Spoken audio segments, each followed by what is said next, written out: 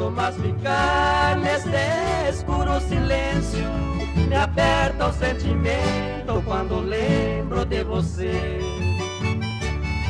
Eu quero que você saiba meu enorme sofrimento, meu incansável tormento de tanto lhe querer.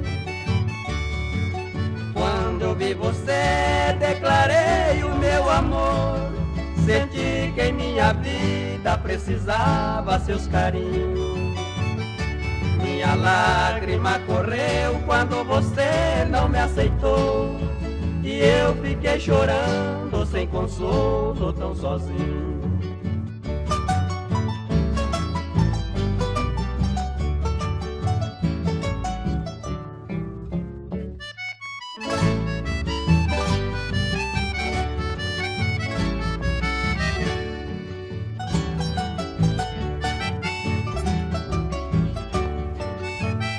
Seu semblante é tão mimoso, lindo igual uma flor. Me deixou alucinado, quase louco por você.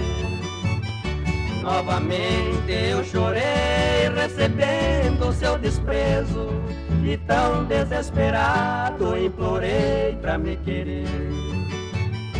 Minha flor, seus olhos é lindo, igual uma estrela d'alva. Na sua mão entreguei minha vida e meu amor.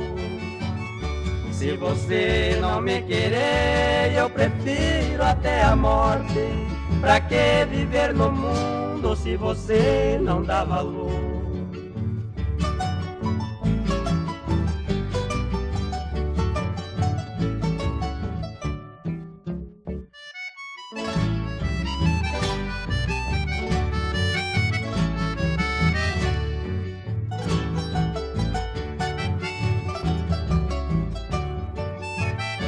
Quando eu ouço bater o sino da igreja, peço pra Nossa Senhora não deixar eu sofrer assim.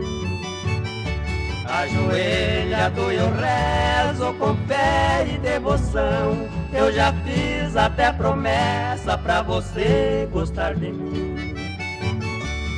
Se eu lhe conseguir, todas as flores vão florir, e vão vir as mariposas festejar minha alegria. Deste dia em diante vou gozar a minha sorte. Tenho fé que antes da morte você vai ter que ser minha.